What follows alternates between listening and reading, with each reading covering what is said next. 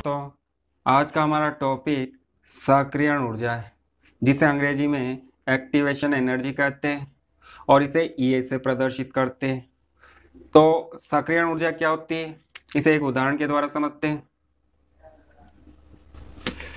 Hydrogen और iodine के बीच अभिक्रिया।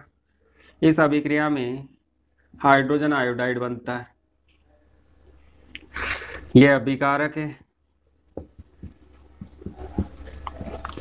और यह उत्पाद है।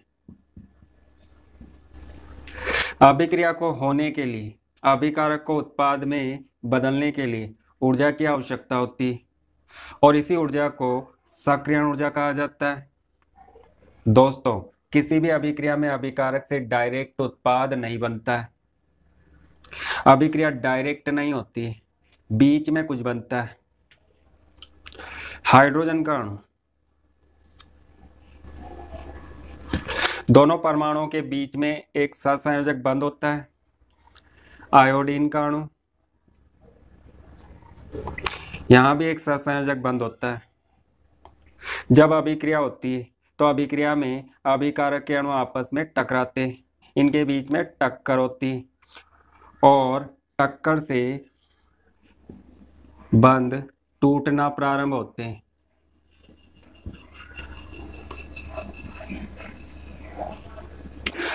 पुराने बंध टूटना प्रारंभ होते हैं। H और I के बीच नए बंधों का निर्माण प्रारंभ होता है। इस अवस्था को संक्रमण अवस्था कहा जाता है। इसे हम मध्यवर्ती भी बोलते हैं और इसी को सक्रियित संकुल भी बोलते हैं।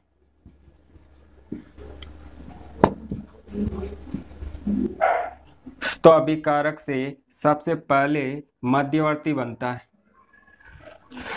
मध्यवर्ती तुरंत उत्पाद में परिवर्तित हो जाता है।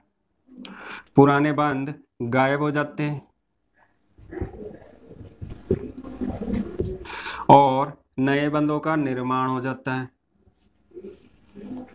तो HI के दो अणु बनते हैं। तो अभिक्रिया डायरेक्ट नहीं होती, इस तरह से होती। अभिकारक, मध्यवर्ती और उत्पाद। अभिकारक को मध्यवर्ती में बदलने के लिए ऊर्जा की आवश्यकता होती और उसी ऊर्जा को सक्रियण ऊर्जा कहा जाता है, जिसे ई से प्रदर्शित करते हैं। अभिकारक को मध्यवर्ती में बदलने के लिए आवश्यक न्यूनतम ऊर्जा सक्रियण ऊर्जा कहलाती है। अभिकारक को गर्म करते हैं, मतलब अभिकारक को ऊष्मा ऊर्जा देते हैं। इस ऊष्मा ऊर्जा को अभिकारक के अणु ग्रहण करते हैं और यह ऊर्जा इनकी गतिज ऊर्जा में बदल जाती और अणु सक्रिय हो जाते हैं। सक्रिय अणुओं के बीच में टक्कर होती, टक्कर से पुराने बंध टूटना प्रारंभ हो जाते हैं और नए बंधों का निर्माण प्रारंभ हो जाता है। मध्यवर्ती अवस्था प्राप्त होती। यह अवस्था बहुत कम समय के लिए बनती, अस्थायी होती और तुरंत उत्पाद में बदल जाती। जब अभिकारक से मध्यवर्ती बनता है तो ऊर्जा का अवशोषण होता है, मतलब अभिकारक के अणु ऊर्जा को लेते। ऊर्जा के अवशोषण के कारण मध्यवर्ती की ऊर्जा अधिकतम होती और अधिक ऊर्जा के कारण मध्यवर्ती अस्थायी होता है और तुरंत उत्पाद में बदल जाता है। जब उत्पाद बनता है, मध्यवर्ती से उत्पाद बनता है, तो यहाँ पर मध्यवर्ती की ऊर्जा कम हो जाती, मतलब ऊर्जा निकलती। यहाँ पर ऊर्जा का अवशोषण होता है और यहाँ पर ऊर्जा का उत्सर्जन होता है। यदि ऊर्जा का अवशोषण मतलब सक्रियण ऊर्जा 50 जूल है और बाहर निकलने वाली ऊर्जा 40 जूल है, अवशोषण अधिक होता है और उत्सर्जन कम होता है, तो ऐसी अभिक्रिया ऊष्माशोषी अभिक्रिया कहलाती। माना बाहर निकलने वाली ऊर्जा 60 जूल है, 60 जूल ऊर्जा का उत्सर्जन होता है। अवशोषित ऊर्जा कम है और उत्सर्जित ऊर्जा अधिक है, तो ऐसी अभिक्रिया ऊष्माक्षेपी अभिक्रिया होती है, क्योंकि अभिकारक अणुओं द्वारा ली गई ऊर्जा कम होती परंतु निकलने वाली ऊर्जा अधिक होती, तो यह अभिक्रिया ऊष्माक्षेपी होती है। दोस्तों, कुछ अभिक्रियाएं कमरे के ताप पर हो जाती है। कमरे के ताप पर कमरे में वायुमंडल में ऊष्मा होती है, और जब किसी अभिक्रिया की सक्रियण ऊर्जा उस ऊष्मा से कम होती तो वह अभिक्रिया कमरे के ताप पर हो जाती, क्योंकि उस अभिक्रिया को होने के लिए ऊष्मा ऊर्जा कमरे से मिल जाती। परंतु जिन अभिक्रियाओं की सक्रियण ऊर्जा का मान अधिक होता है, मतलब उन अभिक्रियाओं को होने के लिए कमरे के ताप पर उपलब्ध ऊष्मा से अधिक ऊर्जा की आवश्यकता होती, तो वे अभिक्रियाएं कमरे के ताप पर नहीं होती। चलिए इसे ग्राफ के द्वारा समझते हैं।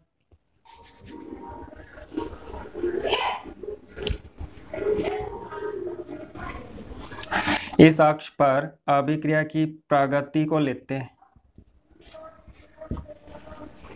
अभिक्रिया की प्रगति का मतलब अभिक्रिया की प्रोग्रेस, अभिक्रिया कैसे होती है, अभिकारक उत्पाद में कैसे परिवर्तित होते हैं, इसे हम प्रगति बोलते हैं। और इस अक्ष पर ऊर्जा को लेते हैं। अभिकारक और उत्पाद की ऊर्जा, ऊपर जाने पर ऊर्जा बढ़ती और इस दिशा में जाने पर अभिक्रिया आगे बढ़ती, मतलब अभिकारक उत्पाद में परिवर्तित होते हैं। अभिकारक के पास स्वयं की ऊर्जा होती है। यहाँ पर अभिकारक अणु H2 और I2 है, और इनकी ऊर्जा मान लेते हैं इतनी, यहाँ से यहाँ तक अभिकारक के अणुओं की ऊर्जा। इसे हम ER से प्रदर्शित करते हैं। अभिक्रिया यहाँ से प्रारंभ होती है। अभिकारक को उत्पाद में परिवर्तित करने के लिए न्यूनतम ऊर्जा की आवश्यकता होती है, जिसे सक्रियण ऊर्जा बोलते हैं। इतनी ऊर्जा अभिकारक के पास पहले से होती, और जब इनको हम ऊर्जा देते हैं तो ऊर्जा बढ़ती, मतलब ग्राफ ऊपर जाता है। और मान लो यहाँ पर अभिकारक के अणु सक्रिय होकर आपस में टकराते हैं, यहाँ पर मध्यवर्ती बनता है। इतनी ऊर्जा अभिकारक अणुओं की ऊर्जा है, और इतनी ऊर्जा यहाँ से यहाँ तक ऊर्जा अभिकारक मध्यवर्ती अवस्था में बदल जाता है जब उसे इतनी ऊर्जा दी जाती। तो यहाँ से यहाँ तक यह ऊर्जा सक्रियण ऊर्जा है, यहाँ से यहाँ तक इसे हम दहलीज ऊर्जा बोलते हैं,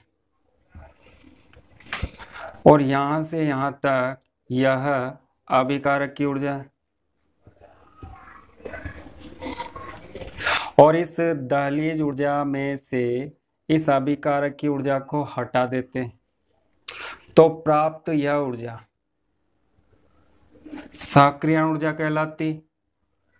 सक्रियण ऊर्जा बराबर दहलीज ऊर्जा माइनस अभिकारक की ऊर्जा। अभिकारक की ऊर्जा को अभिकारक की औसत ऊर्जा भी बोलते हैं।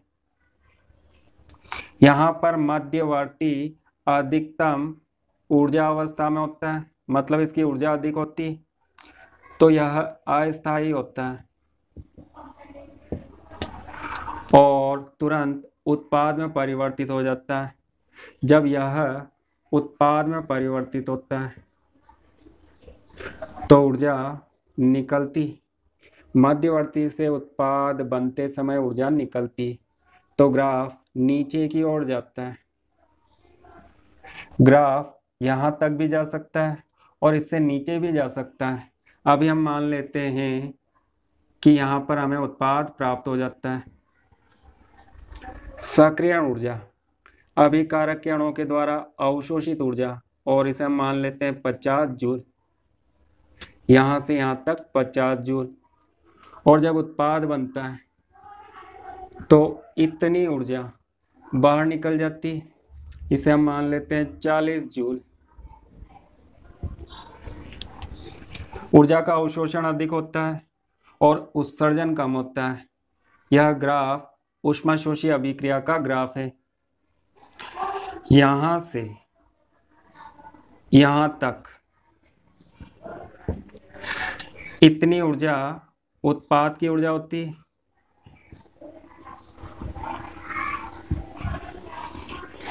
अभिकारक की ऊर्जा कम है और उत्पाद की ऊर्जा अधिक है। ऐसा कब हो सकता है?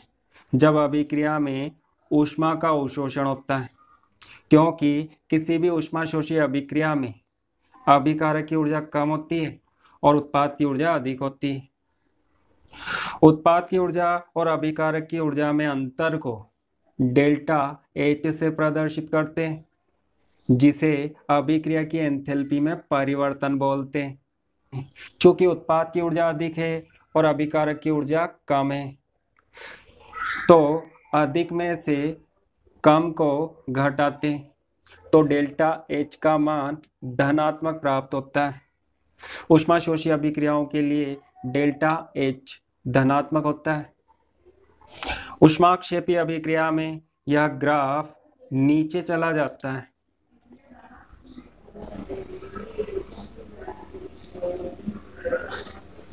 अभिकारक की ऊर्जा अधिक होती है